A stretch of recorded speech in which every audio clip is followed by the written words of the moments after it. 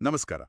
ಇವತ್ತು ನಾವು ಸೌಂದತ್ತಿಯಲ್ಲಿ ಅನುಮೋದನೆಗೊಂಡಿರೋ ಒಂದು ದೊಡ್ಡ ನವೀಕರಿಸಬಹುದಾದ ಇಂಧನ ಯೋಜನೆಯ ಬಗ್ಗೆ ಮಾತಾಡೋಣ.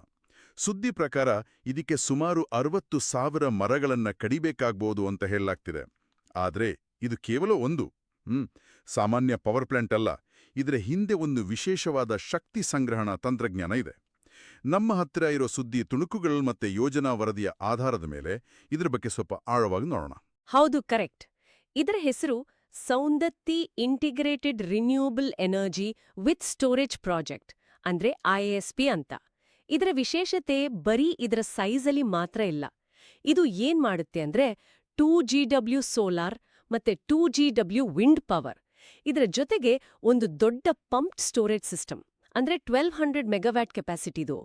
ಇವೆಲ್ಲ ಸೇರಿಸಿ ದಿನದ 24 ಗಂಟೆಯೂ ಸ್ಟೇಬಲ್ ಆಗಿ ಗ್ರೀನ್ ಎನರ್ಜಿನ ಗ್ರಿಡ್ಗೆ ಕೊಡ್ಬೇಕು ಅನ್ನೋ ಗುರಿ ಇದೆ. ಇದು ಬಹುಶಃ ದೇಶದಲ್ಲೇ ಈ ತರದ ಮೊದಲ ದೊಡ್ಡ ಪ್ರಯತ್ನ ಇರ್ಬೋದು. ಪಂಪ್ಡ್ ಸ್ಟೋರೇಜ್ ಕೇಳಕ್ ಇಂಟ್ರೆಸ್ಟಿಂಗ್ ಆಗಿದೆ. ಸರಳವಾಗಿ ಹೇಳೋದಾದ್ರೆ ಇದು ಹೆಂಗೆ ಕೆಲಸ ಮಾಡುತ್ತೆ? ಶಕ್ತಿನ ಹೇಗೆ ಸ್ಟೋರ್ ಮಾಡ್ತಾರೆ? ಆಕ್ಚುಲಿ ಇದೊಂದು ಸ್ಮಾರ್ಟ್ ಐಡಿಯಾ. ಶಕ್ತಿನ ನೀರಿನ ರೂಪದಲ್ಲಿ, ಅಂದ್ರೆ ಪೊಟೆನ್ಷಿಯಲ್ ಎನರ್ಜಿ ರೂಪದಲ್ಲಿ ಸ್ಟೋರ್ ಮಾಡೋದು. ಇದಕ್ಕೆ 2 ರಿಸರ್ವಾಯರ್ ಬೇಕು, ಒಂದು ಕೆಳಗೆ, ಇನ್ನೊಂದು ಸ್ವಲ್ಪ ಎತ್ತರದಲ್ಲಿ. ಇಲ್ಲಿ ಈಗಾಗ್ಲೇ ಇರೋ ರೇಣುಕಾಸಾಗರ ಜಲಾಶಯ ಇದೆಯಲ್ಲ, ಮಲಪ್ರಭಾ ನದಿ ಮೇಲೆ, ಅದನ್ನ ಕೆಳಗಿನ ರಿಸರ್ವಾಯರ್ ಆಗಿ ಬಳಸ್ತಾರೆ. ಆಮೇಲೆ ಸುಮಾರು ಒಂದು 96 ಮೀಟರ್ ಎತ್ತರದ ಹೊಸ ಡ್ಯಾಂ ಕಟ್ಟಿ ಸೋಂದತ್ತಿ IISRP ಅಂತ ಇನ್ನೊಂದು ರಿಸರ್ವಾಯರ್ ಮಾಡ್ತಾರೆ. ಇದು ಮೇಲಿನ ರಿಸರ್ವಾಯರ್. ಸೊ ಯಾವಾಗ ಕರೆಂಟ್ ಡಿಮ್ಯಾಂಡ್ ಕಮ್ಮಿ ಇರುತ್ತೋ, ರಾತ್ರಿ ಹೊತ್ತಲ್ಲಿ ಅನ್ಕೊಳ್ಳಿ, ಆಗ ಗ್ರಿಡ್ನಿಂದ ಅಥವಾ ಹೆಚ್ಚುವರಿ ಸೋಲಾರ್ ವಿಂಡ್ ಪವರ್ನಿಂದ ಎಲೆಕ್ಟ್ರಿಸಿಟಿ ತಗೊಂಡು ನೀರನ್ನ ಕೆಳಗಿನ ರೇಣುಕಾಸಾಗರದಿಂದ ಮೇಲಿನ ಹೊಸ ರಿಸರ್ವಾಯರ್ಗೆ ಪಂಪ್ ಮಾಡ್ತಾರೆ. ಇದಕ್ಕೆ ಒಂದು 9 ಗಂಟೆ ಬೇಕಾಗ್ಬೋದು. ಆಮೇಲೆ ಯಾವಾಗ ಡಿಮ್ಯಾಂಡ್ ಜಾಸ್ತಿ ಆಗುತ್ತೋ, ಸಂಜೆ ಪೀಕ್ ಅವರ್ಸಲ್ಲಿ, ಆಗ ಆ ಮೇಲಿರೋ ನೀರನ್ನ ಕೆಳಗೆ ಹರಿಸಿ ಟರ್ಬೈನ್ಗಳ ಮೂಲಕ ಕರೆಂಟ್ ಉತ್ಪಾದನೆ ಮಾಡ್ತಾರೆ. ಇಲ್ಲಿ 7 ರಿವರ್ಸಿಬಲ್ ಟರ್ಬೈನ್ಗಳನ್ನ ಬಳಸ್ತಾರೆ. ಒಟ್ಟು 1200 MW ಕೆಪಾಸಿಟಿ. ಒಂದು ನಿಮಿಷ, ರಿವರ್ಸಿಬಲ್ ಟರ್ಬೈನ್ ಅಂದ್ರೆ? ರಿವರ್ಸಿಬಲ್ ಅಂದ್ರೆ ಅದು 2 ರೀತಿ ಕೆಲಸ ಮಾಡುತ್ತೆ.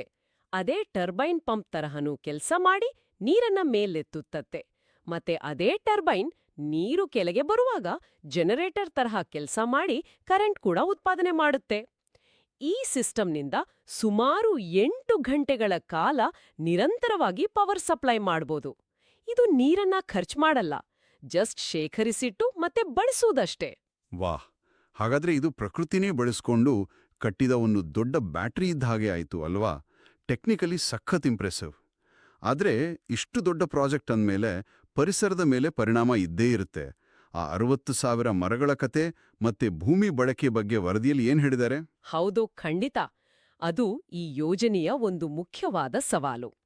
ರಿಪೋರ್ಟ್ ಪ್ರಕಾರ ಸುಮಾರು 285 ಹೆಕ್ಟೇರ್ ಜಾಗ ಬೇಕಾಗುತ್ತೆ. ಇದ್ರಲ್ಲಿ ಕಾಗೆಹೆಳ ಫಾರೆಸ್ಟ್ ಏರಿಯಾದ ಸ್ವಲ್ಪ ಭಾಗನೂ ಸೇರಿದೆ. ಸೊ ಮರಗಳ ನಷ್ಟ, ಭೂಮಿ ಮುಳುಗಡೆ ಎಲ್ಲ ಆಗುತ್ತೆ. ಅದಕ್ಕೆ ಕಾಂಪೆನ್ಸೇಟ್ ಮಾಡೋಕೆ, ಅಂದ್ರೆ ಪರಿಹಾರವಾಗಿ ಬೇರೆ ಕಡೆ ಅರಣ್ಯೀಕರಣ ಮಾಡ್ತೀವಿ ಅಂತ ಹೇಳಿದ್ದಾರೆ. ಮತ್ತೆ ಎನ್ವಿರಾನ್ಮೆಂಟಲ್ ಮ್ಯಾನೇಜ್ಮೆಂಟ್ ಪ್ಲಾನ್ EMP ಕೂಡ ಇದೆ. ಈ EMP ಅಂದ್ರೆ ಅದರಲ್ಲಿ ಏನಿರುತ್ತೆ ಸ್ಪೆಸಿಫಿಕ್ ಆಗಿ? EMP ಅಂದ್ರೆ ಪ್ರಾಜೆಕ್ಟ್ ಕಟ್ಟುವಾಗ ಮತ್ತೆ ಆಮೇಲೆ ಪರಿಸರದ ಮೇಲಾಗೋ ಕೆಟ್ಟ ಪರಿಣಾಮಗಳನ್ನ ಹೇಗೆ ಕಮ್ಮಿ ಮಾಡೋದು, ಹೇಗೆ ಮ್ಯಾನೇಜ್ ಮಾಡೋದು ಅನ್ನೋದ್ರ ಬಗ್ಗೆ ಒಂದು ಡೀಟೇಲ್ಡ್ ಪ್ಲಾನ್. ಉದಾಹರಣೆಗೆ ಕನ್ಸ್ಟ್ರಕ್ಷನ್ ಟೈಮಲ್ಲಿ ಧೂಳು, ಶಬ್ದ ಕಂಟ್ರೋಲ್ ಮಾಡೋದು, ವನ್ಯಜೀವಿಗಳಿಗೆ ತೊಂದರೆ ಆಗದೆ ಹಾಗೆ ನೋಡ್ಕೊಳ್ಳೋದು, ಆಮೇಲೆ ಪ್ರಾಜೆಕ್ಟ್ ಮುಗಿದ ಮೇಲೆ ಆ ಜಾಗದ ಪರಿಸ್ಥಿತಿನ ಸರಿಪಡಿಸೋದು, ಈ ಥರ.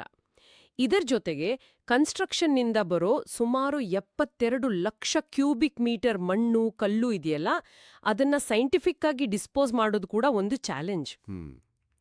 ಇಷ್ಟೆಲ್ಲ ಪರಿಸರದ ಸವಾಲುಗಳು ಮತ್ತೆ ಸುಮಾರು 5,000 ಕೋಟಿ ರೂಪಾಯಿ ಖರ್ಚು, ಇಷ್ಟೆಲ್ಲ ಇದ್ರೂ ಕರ್ನಾಟಕಕ್ಕೆ ಈ ಪ್ರಾಜೆಕ್ಟ್ ಯಾಕಿಷ್ಟು ಮುಖ್ಯ? ನೋಡಿ, ಕರ್ನಾಟಕ ಆಲ್ರೆಡಿ ರಿನ್ಯೂಯಬಲ್ ಎನರ್ಜಿ ಪ್ರೊಡಕ್ಷನ್ನಲ್ಲಿ ಮುಂದಿದೆ. ಸೋಲಾರ್, ವಿಂಡ್ ಪವರ್ ಎಲ್ಲ ಚೆನ್ನಾಗೇ ಇದೆ. ಆದ್ರೆ ಇವು ಯಾವಾಗ್ಲೂ ಒಂದೇ ಸಮನೆ ಸಿಗಲ್ಲ, ಗೊತ್ತಲ್ಲ? ವೆದರ್ ಮೇಲೆ ಡಿಪೆಂಡ್ ಆಗುತ್ತೆ. ಆದ್ರೆ ಕರೆಂಟ್ ಡಿಮ್ಯಾಂಡ್, ಸ್ಪೆಷಲಿ ಸಂಜೆ ಹೊತ್ತು ಪೀಕ್ ಟೈಮಲ್ಲಿ ಜಾಸ್ತಿನೇ ಇರುತ್ತೆ. ಈ ಪಂಪ್ಡ್ ಸ್ಟೋರೇಜ್ ಯೋಜನೆ ಏನ್ ಮಾಡುತ್ತೆ ಅಂದ್ರೆ, ಸೋಲಾರ್, ವಿಂಡ್ ಪವರ್ ಜಾಸ್ತಿ ಇದ್ದಾಗ ಅದನ್ನ ಸ್ಟೋರ್ ಮಾಡಿಟ್ಟು ಡಿಮ್ಯಾಂಡ್ ಇದ್ದಾಗ ಕೊಡುತ್ತೆ. ಇದರಿಂದ ಗ್ರಿಡ್ ಸ್ಟೇಬಲ್ ಆಗುತ್ತೆ, ಪೀಟ್ ಡಿಮ್ಯಾಂಡ್ ಮೀಟ್ ಮಾಡಕ್ಕೆ ಹೆಲ್ಪ್ ಆಗುತ್ತೆ ಮತ್ತೆ ಕಲ್ಲಿದ್ದಲು ಮೇಲೆ ಅವಲಂಬನೆ ಕಮ್ಮಿ ಮಾಡ್ಬೋದು. ಸೊ ರಿನ್ಯೂಯಬಲ್ ಎನರ್ಜಿನ ಇನ್ನೂ ಎಫಿಷಿಯೆಂಟ್ ಆಗಿ ಬಳಸ್ಕೊಳಕ್ಕೆ ಇದು ತುಂಬಾ ಮುಖ್ಯವಾದ ಸ್ಟೆಪ್. ಓಕೆ, ಹಾಗಾದ್ರೆ ಸೌಂದತ್ಯ ಯೋಜನೆ ಬರೀ ಪವರ್ ಜನರೇಷನ್ ಅಲ್ಲ, ಇದು ರಿನ್ಯೂಯಬಲ್ ಎನರ್ಜಿಯ ಒಂದು ದೊಡ್ಡ ಪ್ರಾಬ್ಲಮ್, ಅಂದ್ರೆ ಅದರ ಅಸ್ಥಿರತೆಗೆ ಒಂದು ಸೊಲ್ಯೂಷನ್ ಕೊಡೋ ಪ್ರಯತ್ನ, ಶಕ್ತಿನ ಚೆನ್ನಾಗಿ ಬಳಸ್ಕೊಳ್ಳೋ ತಂತ್ರ. ಖಂಡಿತವಾಗಿ.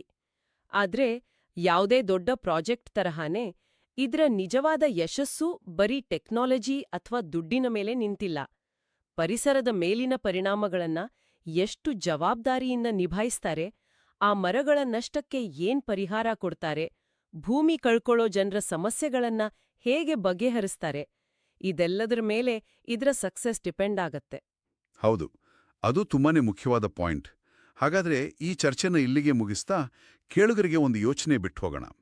ಈ ಥರದ ದೊಡ್ಡ ಇಂಧನ ಯೋಜನೆಗಳನ್ನ ಮಾಡುವಾಗ ನಮ್ಮ ಅಭಿವೃದ್ಧಿಯ ಗುರಿಗಳಿಗೂ ಪರಿಸರ ಸಂರಕ್ಷಣೆಗೂ ನಡುವೆ ಆ ಸೂಕ್ಷ್ಮವಾದ ಬ್ಯಾಲೆನ್ಸ್ ಇದೆಯಲ್ಲ, ಅದನ್ನ ಹೇಗೆ ಸಾಧಿಸಬಹುದು?